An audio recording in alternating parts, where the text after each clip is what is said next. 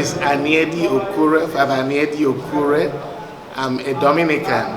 I'm the General Promoter for Justice and Peace for the Order of Preachers and the Permanent Delegate of the Dominicans to the United Nations. I'm here to join with the group Africa Faith and Justice Network out of Washington, D.C.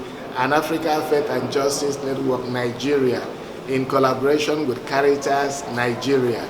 We are putting on this workshop to highlight the problem of drugs, to highlight the problems of ritual killings, to highlight the problem of cultism. We want to sit down to design programs, to design strategy, to work together to see how do we combat this situation in a way that is effective, in a way that is applicable, in a way that is efficient and actually achieve practical results. And thirdly, we want to continue to bring all the relevant agencies to work together, families, schools, religious institutions, church, mosque, and all those who are involved so that together we can work and make this a success. My name is pharmacist Mrs. Joyce Ugu. Actually, was sent here by the CWO of Lady Queen, Area 3 Broad Cathedral. I bring you good ideas from the General National Education Agency. I am Mr. Okechi Robinson, the focal person on drugs in NOAA. My name is Josiah Emerole. I'm Director of Intelligence in charge of public enlightenment of the National Agency for the Prohibition of Trafficking in Persons, NAPTIP. My name is Vera Osu. I am standing before you today on behalf of my able president, Mrs. Anna Taki, President of the Abuja Province CWO. My name is Mr. Chibu Odemanam Chile, Deputy Commandant of Narcotics and Assistant Director, Drugs Demand Reduction. I'm here to represent the Chairman, Chief Executive, Brigadier General Moma Buba Mohamed Marwa. My name is Boniface Odi. I'm of the Directorate of Students. I'm the head of section Career Guidance and Counseling. So I'm here to represent the Executive Secretary of NUC, the Executive Secretary, Professor Abubakar Adamu Rashid. I am Sister Eukaria Madweke. I'm a sister of Notre Dame Catholic and I work with Africa Faith and Justice Network, Washington, D.C., coordinating the Women Empowerment Project. AFJN has been very, very worried about the rate of drug use in Nigeria. We know that young people are really trapped into this. They are victims of drug abuse, and not just that they are victims of drug abuse, they're also victims of ritual killing, they're also victims of cultism.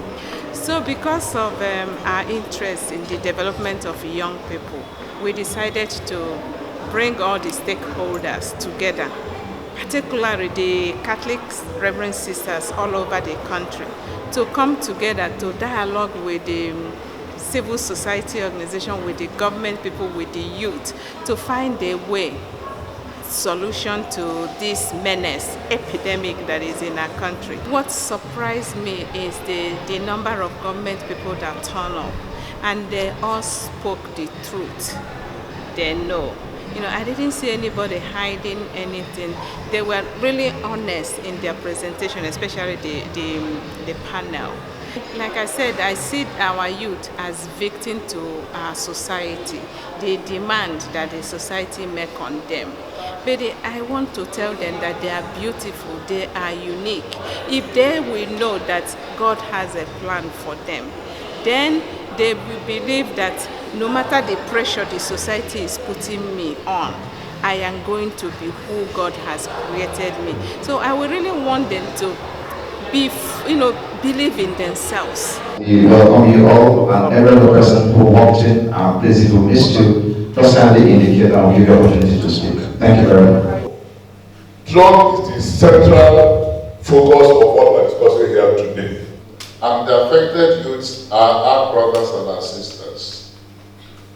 And there is a profound responsibility on the part of every Christian to contribute to the well-being of society.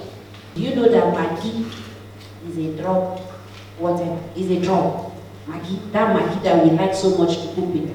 So it's good that we, the women, are here today, so that we can hear these things, know how we can relate to our children about it, and all that. Not just that, we have women who are in schools, and most of our children are students, and that's where they begin to do all of these things, and we may not know about it. You agree with me that youth involvement in drugs have taken a frightening dimension. New discoveries, new mixtures, new experiments, even the unconventional drugs, like the Charlie said, like Maggie, people use some drugs like Coke, Tom-Tom, Lacacera. Those are drugs, but they are unconventional. There's no legal sanction on them, but they affect the CNS. My name is Sister Bernadette Eyewanokure. I am the Sister of the Holy Child Jesus. I am the National Coordinator for Africa Faith and Justice Network, AFJN. So we brought government, families, educators, religious men and women to be together to talk about what we can do together, not for the youth, but with them, how to change and create a positive impact and make our youth feel at home and feel they belong. So prayer, good work, respect, regard, not condemn anyone, not condemn any child and say, oh, you are a drug pusher, no, but to treat them with love and regard. Because an empowered woman is one who is able to make informed choices, is one who is able to take care of her family, is one who is able to say to children, do not go here, stay here and stay there. And so, with the Federal Ministry of Women Affairs, we want to identify with this group at this time and to assure you that going forward, the doors of the ministry is quite open to all and sundry who are willing to make a change in the lives of women and children. We all know that cultism and drug abuse and some kind of violence, we don't call it ritual killing, but there are violence in the university. And so our impression in Noah on the menace of drug abuse in this country is such that if workshops and programs like this are not organized and the outcomes implemented, I plead with God. Otherwise, we are doomed as a nation. We go to skill acquisition places like the carpentry workshops. We go to hairdressing workshops. We get their leaders or their key people there. We train them. We call them. We train them on this so that when these children come away from the environment, away from where they learn this thing from, they get a different mentoring program. The question would be, with all the things that we have been doing against armed robbery, why is this thing on?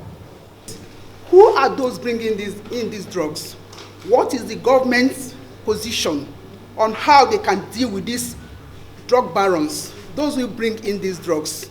You see, most of the times, you may hardly arrest a baron.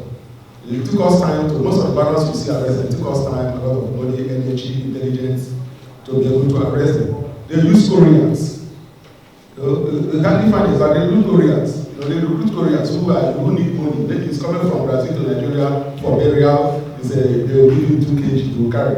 They pay him $2,000. But please, can we round of applause